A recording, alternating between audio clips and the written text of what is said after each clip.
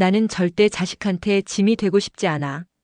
경기도 용인에 사시는 72세 김순자 어르신은 딸 둘을 혼자 키워내고 지금은 혼자 아파트에서 살고 계십니다. 지난달 갑작스레 어지럼증으로 쓰러졌지만 119를 부르기 전에 가장 먼저 떠오른 생각이 애들한테 연락하지 말까였다고 합니다. 왜냐고 물었더니 걔들도 바쁘고 나까지 챙기면 안 될 것 같아서 그게 어르신의 첫 마음이었어요. 이런 분들 정말 많습니다. 내가 불편한 것보다 자식 힘들게 하는 게 더 싫다.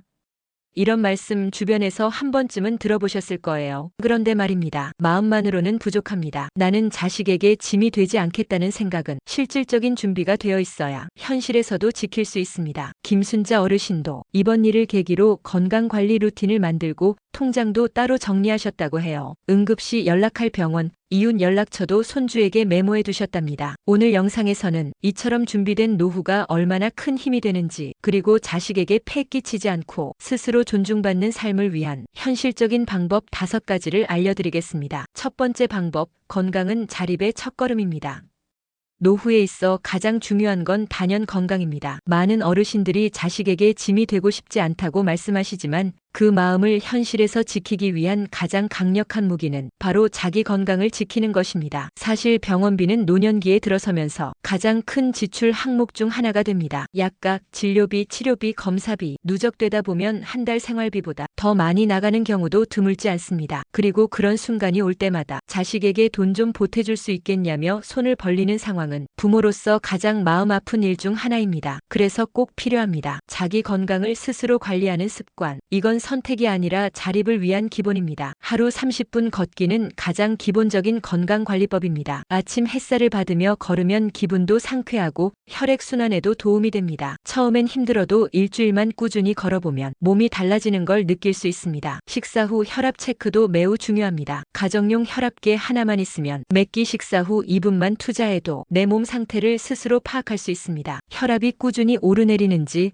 평균 수치는 어떤지 기록해두면 병원 진료 시에도 큰 도움이 됩니다. 그리고 정기 건강검진. 이건 나이 들수록 절대 미뤄선 안 됩니다. 몸속에서 조용히 자라고 있는 병들은 초기에 발견해야 치료도 쉽고 비용도 적게 듭니다. 건강보험공단이나 지자체에서 무료 또는 저렴하게 제공하는 검진이 많으니 꼭 챙겨보셔야 합니다. 이 3가지는 누가 대신해 줄 수 없습니다. 내 몸은 결국 내가 챙겨야 합니다. 그리고 건강이 안정되면 마음이 편해지고 자존감도 자연스럽게 높아집니다. 무엇보다 자식에게 전화를 걸 때 나 잘 지내고 있어. 걱정하지 마. 이 말을 당당하게 할 수 있다는 건 몸이 받쳐줄 때 가능한 일입니다. 건강할수록 자식과의 거리는 심리적으로 더 가까워집니다. 괜찮다고 말할 수 있으려면 진짜 괜찮아야 합니다. 그게 바로 건강이 자립의 첫걸음인 이유입니다. 두 번째, 자식보다 내 통장을 먼저 챙기세요. 건강이 자립의 첫걸음이라면 돈은 자립을 지키는 힘입니다. 아무리 몸이 건강해도 주머니 사정이 불안하면 어느 순간엔 결국 자식에게 의지하게 됩니다. 노년기에 가장 무서운 건 지속적인 생활비보다 예상치 못한 돌발 지출입니다. 병원비, 간병비, 장례비, 몇백, 몇천이 한순간에 빠져나가기도 합니다. 심지어는 부부 중 한 명이 먼저 떠났을 때 남은 사람에게 남겨진 비용과 행정 처리가 정말 현실적인 부담으로 다가옵니다. 그래서 노후에는 자신의 통장을 제대로 챙기는 습관이 반드시 필요합니다. 우선 연금 수령 구조부터 체크해야 합니다. 국민연금, 기초연금, 혹은 퇴직연금이 있다면 매달 정확히 얼마나 들어오고 언제까지 수령 가능한지부터 명확하게 정리해 두어야 합니다. 그 다음은 불필요한 보험 정리입니다. 이미 끝난 보장, 중복된 보장, 혹은 나이 제한으로 실제 보상이 안 되는 보험들이 자동이체로 계속 빠져나가는 경우가 많습니다. 이런 보험료가 한 달에 10만 원, 1년이면 120만 원이 넘습니다. 꼼꼼히 체크해서 지출을 줄이는 것만으로도 수입이 늘어나는 효과가 생깁니다. 그리고 가장 중요한 실천, 생활비 통장과 긴급비 통장을 분리해 두는 겁니다. 생활비 통장은 매달 들어오고 나가는 돈을 관리하고 긴급비 통장은 건들지 않고 비상시에만 사용하는 통장으로 따로 관리해야 합니다. 여기에 노인복지카드나 교통카드 자동이체도 따로 설정해두면 혼선 없이 통장 흐름을 명확하게 볼 수 있습니다. 이런 체계적인 돈 관리는 자식에게 나 이번 달 좀 부족한데 이런 말을 꺼내지 않게 해줍니다. 자식은 부모의 도움을 기쁘게 줄 수도 있지만 말을 꺼내는 순간 부모는 마음이 상처받습니다. 그걸 방지하려면 경제적인 독립이 가장 확실한 방패입니다. 자신의 돈을 스스로 챙길 줄 아는 어르신, 그 존재만으로도 자식은 존경을 느낍니다. 말없이 강한 부모, 그건 금전적인 여유보다 돈을 다룰 줄 아는 태도에서 나옵니다. 세 번째, 정리정돈은 사랑의 예고장입니다. 집안을 둘러보면 안 쓰는 물건, 몇십 년 된 서류, 정리되지 않은 통장과 보험 증서가 어디에 있는지 본인도 모를 만큼 흩어져 있는 경우가 많습니다. 나 하나만 알고 있으면 되겠지.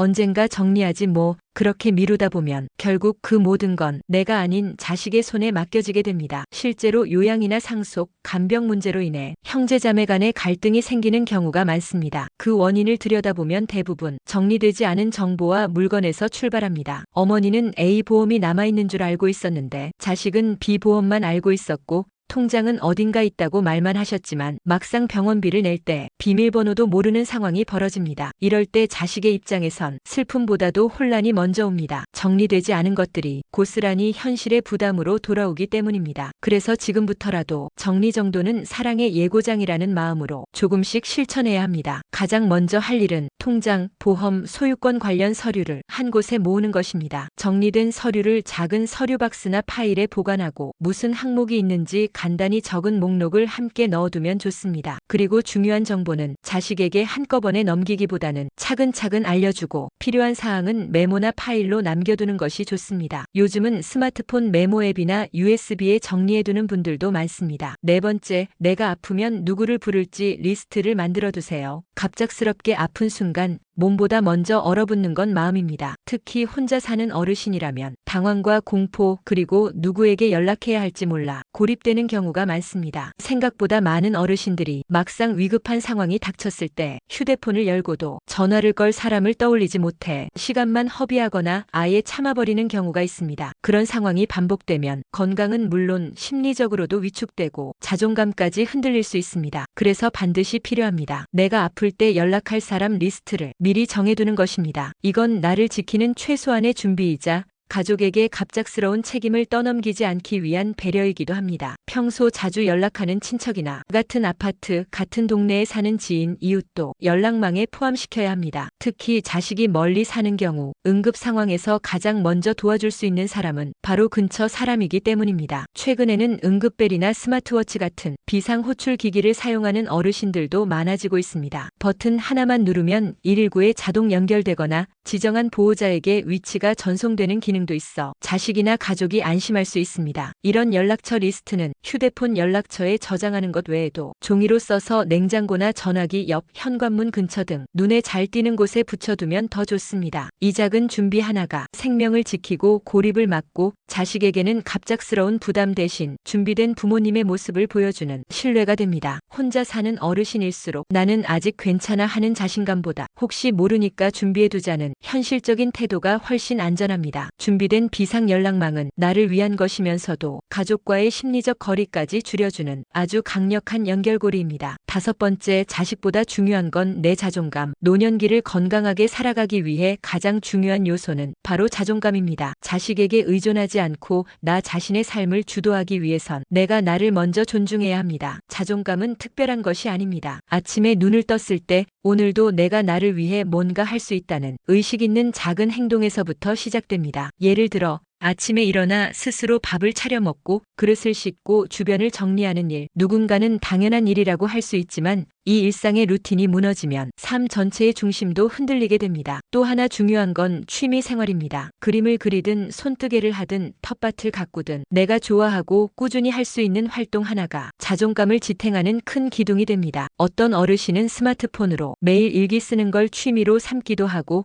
또 어떤 분은 동네 도서관 가는 걸 일주일의 기쁨으로 여깁니다. 사람과의 연결도 자존감 유지에 큰 역할을 합니다. 혼자만의 시간이 익숙해졌다고 해서 관계를 완전히 끊는 것은 바람직하지 않습니다. 가끔 이웃과 인사하고 친구에게 안부 전화를 걸고 동네 복지관에서 진행하는 프로그램에 한번 참여해보는 것도 내 삶을 외부와 연결해주는 좋은 시도입니다. 그리고 중요한 것 하나 더, 세상 돌아가는 일에 관심을 갖는 것입니다. 뉴스를 보며 요즘 사람들은 무슨 고민을 하는지 정부에서 어떤 정책을 내놓았는지 알고 있으면 내가 단절되지 않았다는 감각을 유지할 수 있습니다. 정보를 가진 사람은 늙지 않습니다. 정보를 주도하는 어르신은 자식에게도 신뢰와 존경을 받습니다. 이런 삶을 살아가는 부모를 보며 자식은 이렇게 생각하게 됩니다. 우리 부모님은 혼자서도 삶을 잘 꾸려가시는 분이다. 그 생각이 자식에게는 든든함이 되고 부모에게는 당당함이 됩니다. 결국 자존감은 나는 아직 괜찮다는 마음에서 출발해 나는 앞으로도 나를 잘 돌볼 수 있다는 확신으로 나아갑니다. 그리고 그 확신은 내 삶을 스스로 결정하고 움직이는 데서 비롯됩니다. 자식에게 사랑받는 것도 중요하지만